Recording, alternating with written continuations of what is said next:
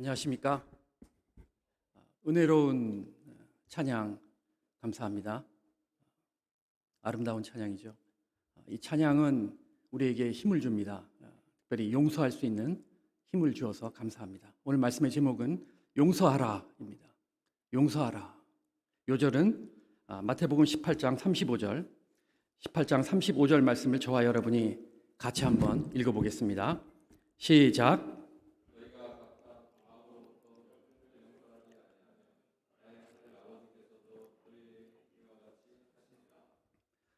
오늘날 우리 사회는 중병을 앓고 있습니다. 요즘 우리 가운데 코로나가 맹렬하게 창궐하고 있죠. 그러나 이 코로나보다도 더 심각하고 중요해 보이는 내면의 병을 우리 사회는 앓고 있는데, 그것은 미움과 분노라는 질병입니다. 이 병은 코로나 바이러스보다도 그 전파력이 더 빠르고 암보다도 위중해 보이는 병입니다. 코로나는 언젠가는 잡히겠죠. 암도 현대의학으로 치료되는 병입니다. 하지만 우리 사회가 앓고 있는 이 내면의 병, 분노와 미움은 증상이 점점 더 심해지고 있고, 또 그 치료법, 해결책을 모르는데 심각성이 있다 하겠습니다.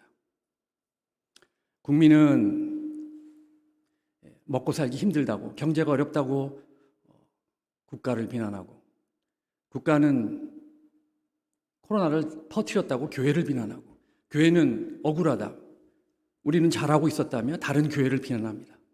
이런 사회에 비난하는 분위기는 우리 가정에도, 교회에도, 우리 개개인에도 악영향을 미치고 있는 것입니다. 해결책은 없을까요? 이 중병을 앓고 있는 우리 사회의 치료법은 무엇일까요? 주님은 오늘 저희에게 말씀하십니다. 용서하라 말씀하십니다. 주님은 용서하는 것만이 우리 교회가 살고 나라가 살고 가정이 사는 길임을 말해줍니다. 주님은 용서하는 길만이 내가 사는 길임을 분명히 말해주십니다. 주님은 오늘 말씀을 통해서 우리를 행복한 삶으로의 초대를 하십니다. 제1장, 형제가 죄를 범하거든 죄를 범한 형제를 어떻게 대하라 하십니까? 15절 보십시오. 15절 다 같이 한번 읽어볼까요? 15절 말씀 시작.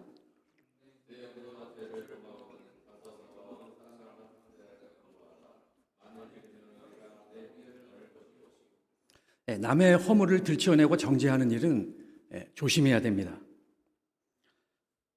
성경은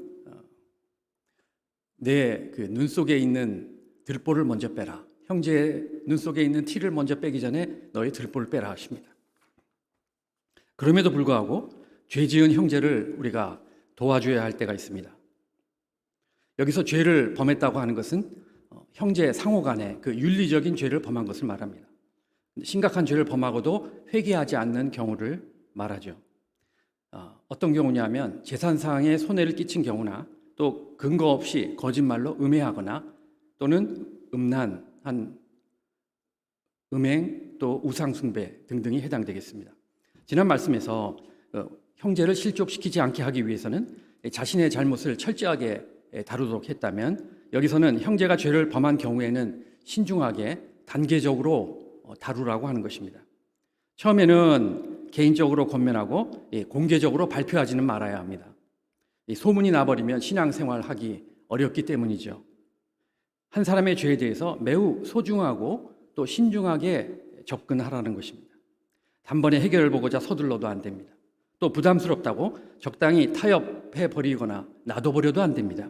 16절 보십시오. 만일 듣지 않으면 한두 사람이 같이 가므로 문제를 객관적으로 정확하게 볼 수 있게 됩니다. 이때 죄범한 형제는 죄를 인정해야 합니다. 17절 보십시오. 17절 다 같이 읽어볼까요? 시작.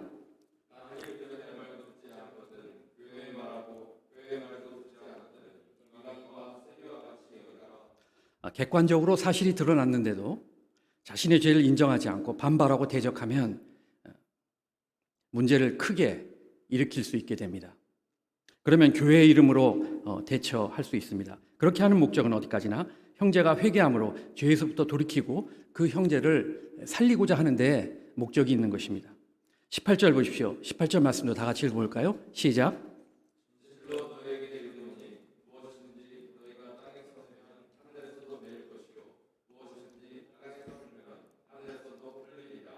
만일 교회가 그를 이방인 세리처럼 여기라고 권징을 한다면 하나님께서도 하늘에서 그를 이방인 세리처럼 여기신다는 것입니다. 그러나 죄를 범한 형제가 자신의 죄를 깨닫고 회개하면 용서합니다. 교회는 다시 지체로 받아들입니다. 그러면 하나님께서도 이 교회의 결정을 인정하시고 그대로 받아들이십니다. 19절 20절 보십시오. 19절 20절 보십시오.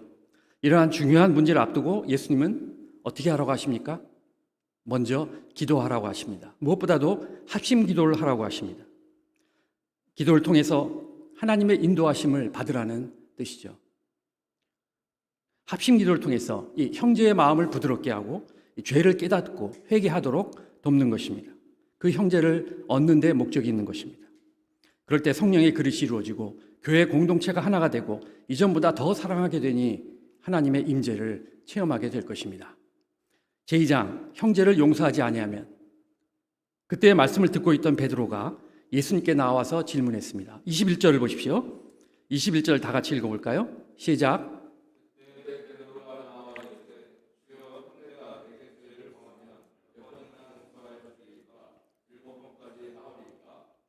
베드로는 그 자신이 7번 정도 용서하면은 주님께서 크게 인정하시고 칭찬해 주실 것으로 기대했습니다.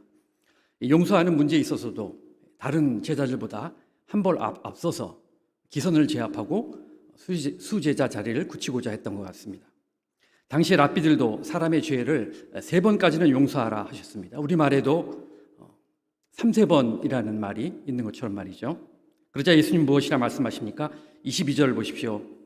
7번뿐 아니라 70번씩 7번까지 할지니라. 와, 490번, 즉 무한대로 용서하라는 뜻입니다. 베드로와 제자들이 충격을 받았을 것입니다.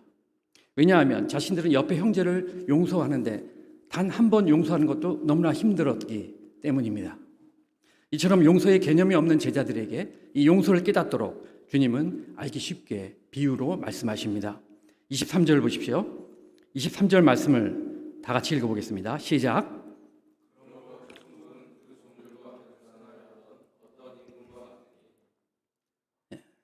그러므로 천국은 그 종들과 결산하려 하던 어떤 임금과 같으니, 어떤 임금에게 1만 달란트 빚을 진 종이 있었습니다. 사람이 있었습니다. 1만 달란트 얼마일까요? 1만 달란트는 6천만 데나리온. 1데나리온은 하루 일꾼 품삯 10만 원으로 치면 얼마죠? 6조 원에 해당되는 천문학적인 금액입니다. 25절 보십시오. 분노한 주인은 다 팔아 갚게 하라 엄히 명했습니다. 어쩌다가 이 사람이 이런 엄청난 빚을 지게 되었는지는 모르지만 임금 앞에 불려가서 다 갚을 테니 제발 불쌍히 여겨주시도록 간절히 간구했습니다. 이 빚을 갚기 위해서 이제 온 가족이 총출동되었습니다. 새벽에는 우유 배달, 낮에는 편의점 알바, 밤에는 대리운전, 온 가족이 총동원되어 뛰어다녔습니다. 그래도 턱없이 부족했죠. 장기매매하는 곳에 눈이 돌아왔습니다. 신장 하나 떼고 눈 하나 떼는데 얼마인지 알아보았습니다. 그래도 턱없이 부족했습니다. 그 몸과 아내와 자식들과 모든 소유를 다 팔아 갖게 하라. 장기 하나 뗀다고 되는 것도 아니고 종과 가족의 목숨을 다 내놓아야 그래도 갚지 못할 것입니다. 자자손손 노예가 되어 봉사해야 될 수밖에 없었습니다. 임금은 목숨값을 받을 수도 있고 전 가족을 노예로 삼을 수도 있었습니다만 27절 보십시오. 27절 다 같이 읽어볼까요? 시작.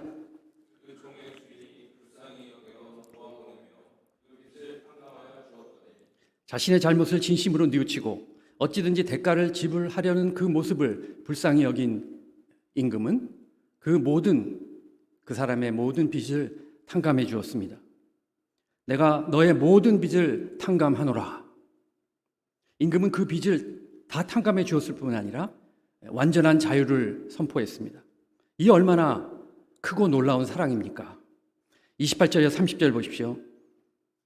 이 탕감받은 사람이 할렐루야 찬송 부르며 자기 길을 가다가 자기에게 약간의 빚을 진 친구를 만났습니다. 이 자에게 어떻게 했습니까? 28절에 30절 보십시오. 어떻게 했습니까? 야 이놈아, 잘 만났다. 너 내 돈 떼어먹고 잘 살 줄 알았냐? 어림없다 어림없어. 여보게 친구 시간 좀 주시게. 내가 꼭 갚음새. 안 갚겠다는 것도 아니고 단지 시간을 좀 달라는 친구의 부탁을 외면하고 그 사람을 용서하지 않는 그 친구를 법으로 옥에 잡아 넣었습니다. 31절 보십시오. 이를 본 동료들은 몹시 딱하게 여겨 주인에게 가서 그 일을 다 알렸습니다. 그러자 주인이 크게 노하여 그 악한 종을 옥에 가두어 버렸습니다. 그의 용서치 않는 죄는 용서받을 수 없었습니다. 이 사람이 왜 이렇게 무자비한 것일까요? 왜 이렇게 하는 것일까요? 이해가 되십니까? 이 이야기는 먼 이야기가 아니고 바로 우리의 이야기입니다. 세상에서 제일 하기 어려운 것을 두 가지가 있다면 무엇이 있을까요? 세상에서 제일 하기 어려운 것. 하나는 죄를 범치 않는 것이요. 또 하나는 나에게 잘못을 범한 사람을 용서하는 것이다. 말할 수 있겠습니다. 우리 모두는 이를 체험으로 잘 알고 있죠. 이 송봉모 신부님이 쓴 상처와 용서라는 책을 보면 이런 내용이 나옵니다. 어느 도시에 경쟁 관계에 있던 장사꾼 두 사람이 있었다. 두 가게는 서로 마주보고 있었는데 이들은 상대방을 어떻게 망하게 할까 하는데 신경을 썼다. 보다 못한 하나님께서 어느 날 천사를 한쪽 상인에게 보내셨다. 하나님께서 그대에게 큰 선물을 내릴 것이오. 그대가 재물을 원하면 재물을, 장수를 원하면 장수를, 자녀를 원하면 자녀를 줄 것이오. 단 한 가지 그러나 조건이 있어. 그대가 무엇을 원하든 그대의 경쟁자는 2배를 얻게 될 것이오. 금화 10개를 원하면 금화 20개를 얻게 될 것이오. 이제는 제발 화해하시오. 상인은 크게 숨을 쉬고는 결심한 듯이 말하였다. 그럼 제 한쪽 눈을 멀게 해 주십시오. 상대방의 두 눈을 멀게 해달라는 것입니다. 그러기 위해서 자기 한 눈을 바치겠다는 거예요.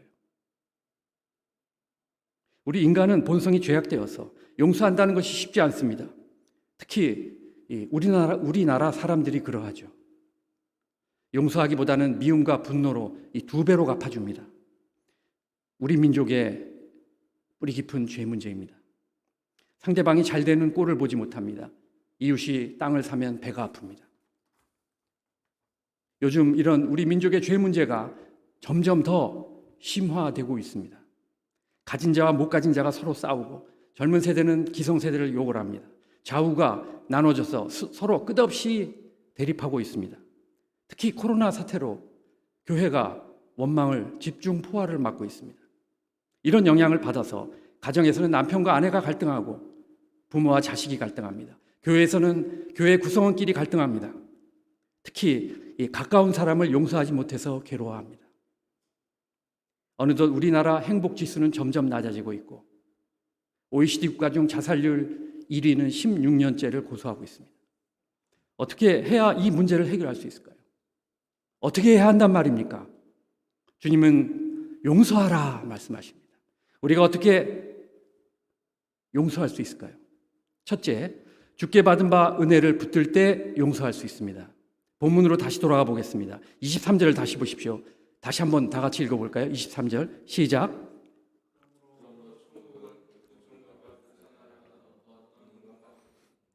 여기서 임금은 하나님을, 빚진 자는, 빚진 종은 우리 인간을 상징합니다. 헬라어로 빚은 죄를 의미합니다. 우리가 하나님께 지은 죄는 1만 달란트, 즉 나의 힘으로는 도저히 갚을 수 없는 금액입니다. 빚에 눌려 일생 고통받고 신음하며 절망적인 인생을 살아야 할 자들입니다.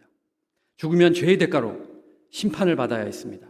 하지만 하나님께서 이 심판받을 죄인들을 구원하기 위해서 독생자 예수 그리스도를 십자가에 피 흘려 돌아가시게 하셨습니다. 십자가에 피 흘려 돌아가심으로, 십자가의 희생제물이 되심으로 우리 인간의 모든 죄를 사하여 주신 것입니다. 우리는 이 은혜를 생각할 때 감사하며 일평생 그 은혜를 갚는 삶을 살아야 할 것입니다. 하지만 이 사실을 잊은 채 주의 자녀로 산답시고 자기 의를 쌓으며 살아갑니다. 어느 순간 나도 모르게 바리새인이 되어 있습니다. 본문의 동료를 용서할 줄 모르는 악한 종과 같이 되어버렸습니다. 우리가 왜 이렇게 된 것입니까? 한마디로 받은 바 은혜를 잊어버렸기 때문입니다. 불쌍히 여기는 마음을 상실했기 때문입니다. 내가 얼마나 악한 죄인인가 하는 것을 깨달아야 합니다. 어떻게 주님으로부터 용서함을 받았는가 하는 것을 알아야 합니다. 일생 갚아도 못 갚을 이 빚을 진 자인데, 이 모든 빚을 다 탕감받았는데 나에게 조금 빚진 그 형제의 목을 잡고 흔들고 있습니다. 마땅히 용서해야 하는 것입니다. 주님은 나의 죄를 대신해서 십자가에 못 박혀 돌아가셨습니다. 우리는 지금 다시 한번 가시면류관 쓰시고 십자가에서 고통받으시며 나의 하나님 어찌하여 나를 버리셨나이까? 아버지여 저희를 사하여 주옵소서. 다 이뤘다 하시며 십자가에서 절규하시며 피 흘려 돌아가시는 그 예수님을 다시금 바라봐야 합니다. 패션 오브 크라이스트를 생각해 보십시오.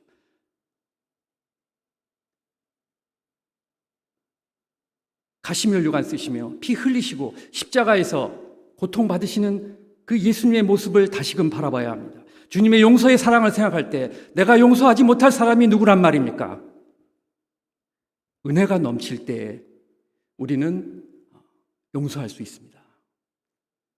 둘째, 용서는 주님의 명령입니다. 예수님이 이 비유를 말씀하신 후 결론적으로 말씀하십니다. 35절을 보십시오. 다 같이 35절 말씀 읽겠습니다. 시작.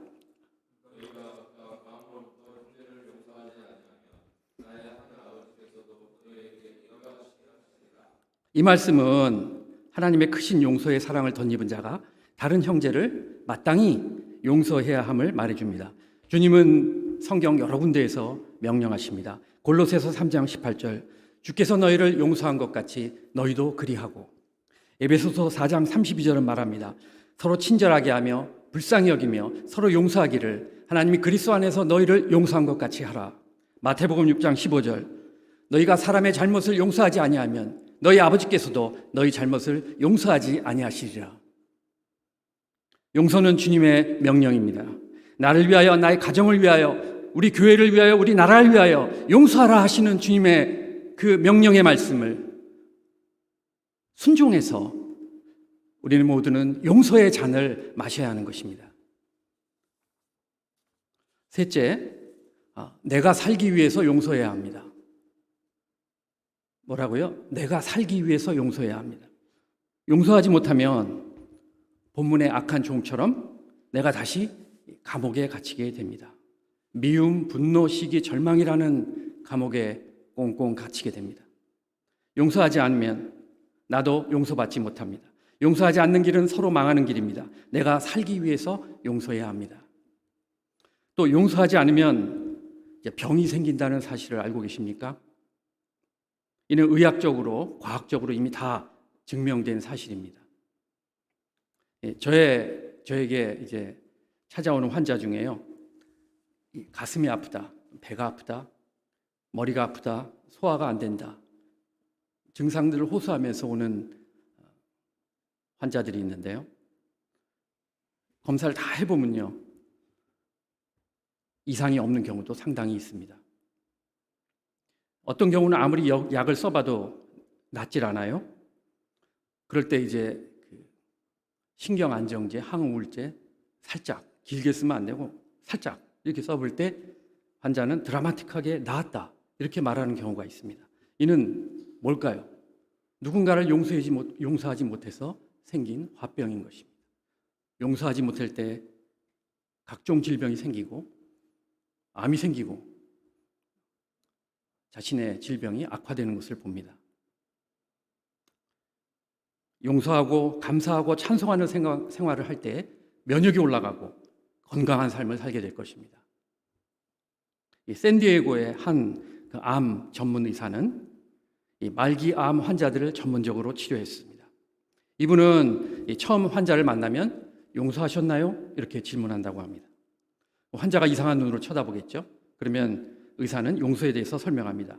인간은 육체와 영혼으로 구성되어 있습니다. 영혼이 아프면 몸도 아픕니다. 당신을 속인 친구를 용서했나요? 부모를 용서했나요? 혹시 상속 문제로 형제와 싸우진 않았나요? 이렇게 질문을 하고는 용서의 중요성을 가르치고 용서하도록 돕는다고 합니다. 그럴 때 용서를 통한 치료는 의외로 높은 치료 효과를 나타냈습니다.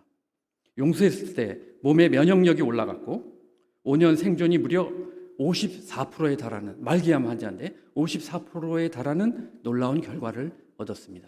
그 어떤 항암 치료보다도 높은 결과인 것 같아요.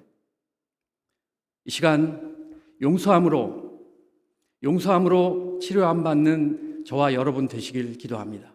용서함으로 영육간의 건강한 삶을 누리는 저와 여러분 되시기를 기도합니다. 35절을 다시 한번 보겠습니다. 다 같이 35절 말씀을 읽어보겠습니다. 시작.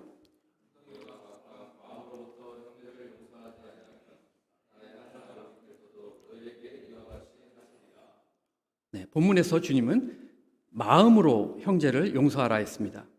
이 마음으로 형제를 용서하는 것은 어떻게 용서하는 것을 말할까요? 용서한다고 하면서 이 말로만 용서하는 것, 즉 값싼 용서가 아닙니다.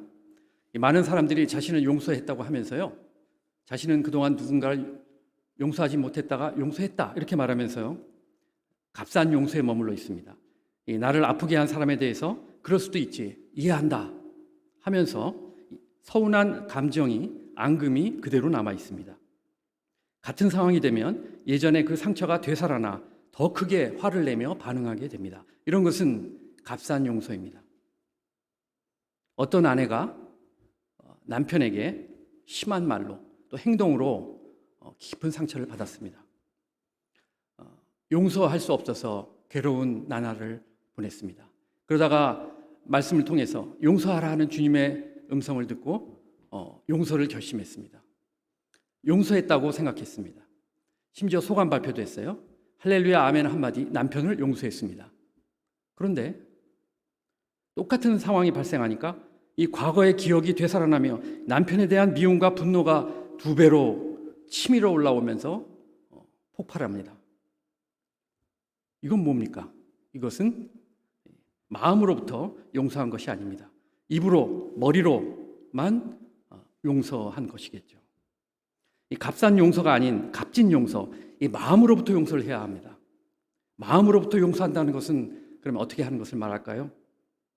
마음으로부터 용서한다는 것은 상대방의 죄와 허물을 용서하고 깨끗이 잊어버리는 것입니다. 다시는 기억지 않는 것입니다.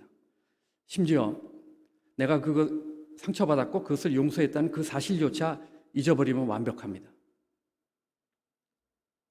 잘못은 심판은 하나님께 맡기고 나는 진정한 용서를 하는 것입니다. 한 걸음 더 나아가요. 한 걸음 더 나아가야 됩니다. 한 걸음 더 나아가 형제를 축복해야 합니다. 한 걸음 더 나아가 하나님께 감사해야 합니다. 이것이 진정한 용서입니다. 값진 용서를 한 경우 성경에서 누굴 통해서 볼 수 있을까요? 요셉을 통해서 볼 수 있겠습니다.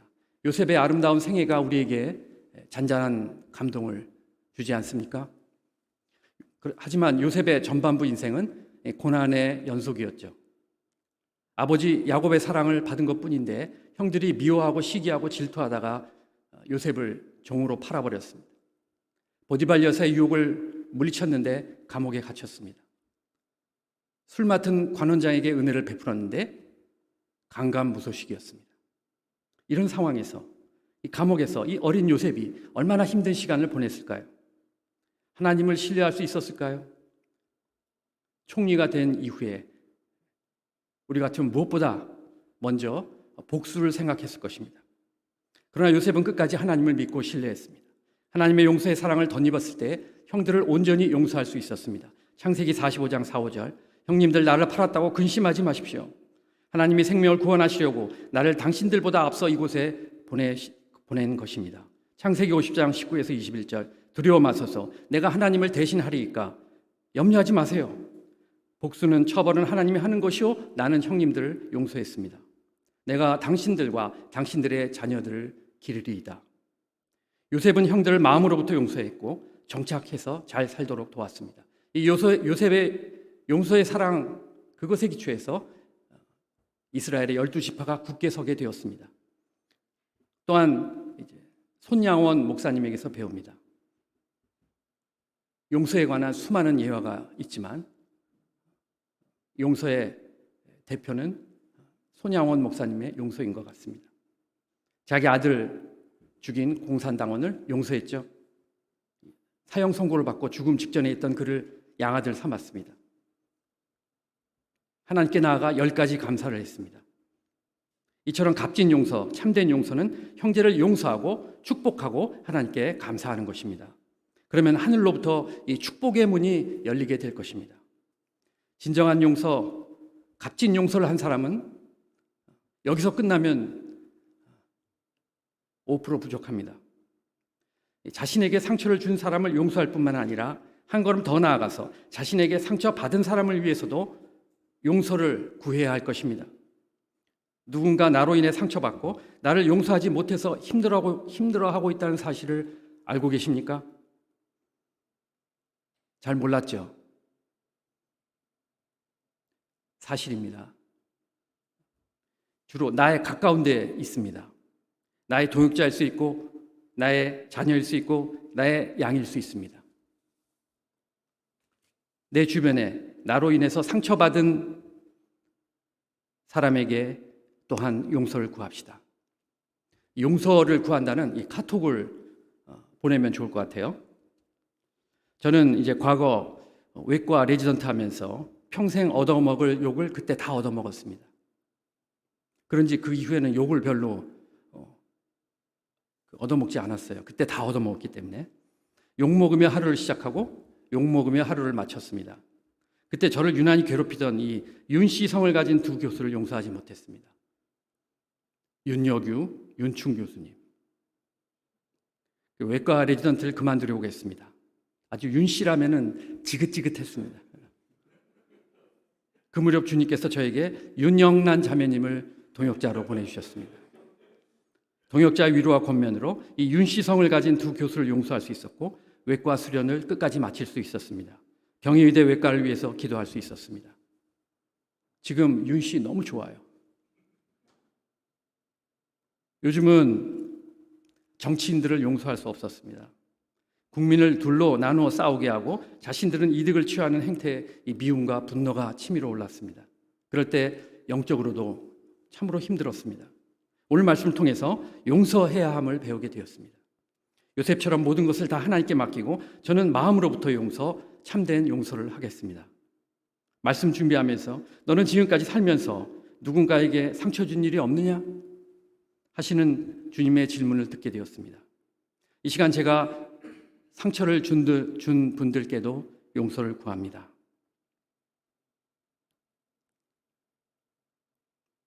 용서의 카톡을 보내겠습니다.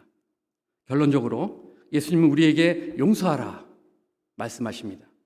명령하십니다. 예수님이 십자가에 돌아가심으로 용서의 사랑을 몸소 실천하셨습니다. 그리고 너희 중에 죄 없는 자가 먼저 돌로 치라 하셨습니다. 용서는 힘이 있습니다. 용서하는 사람과 용서받는 사람 모두를 치유합니다.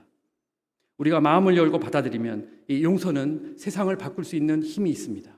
우리 손에는 용서에 이르는 열쇠가 이미 주어져 있습니다. 그 열쇠를 사용할지 안 할지는 우리의 몫입니다. 우리 모두 용서함으로 내 안에 임하는 천국을 체험할 수 있기를 기도합니다. 서로 용서함으로 행복한 가정, 행복한 교회, 행복한 나라를 만들어갈 수 있기를 기도합니다. 용서하고 축복하고 하나님께 감사하는 값진 용서를 하는 저와 여러분 되시기를 기도합니다. 네. 기도하시겠습니다. 사랑이 많으신 아버지 하나님, 용서하라 말씀해 주시니 감사합니다. 아버지 하나님, 주님의 용서의 사랑을 생각할 때 용서치 못할 자들이 어디 있겠습니까? 이 시간 주님의 말씀 앞에 나아가 회개하며 간절히 기도하며 마음으로부터 용서하고 또한 내가 상처 준 자는 없는지 돌아보며 용서하는, 용서받고 용서받는, 용서하고 용서받는 사랑의 공동체 이루어갈 수 있도록 주님 함께하여 주시옵기를 기도합니다. 예수 이름으로 기도했습니다. 아멘.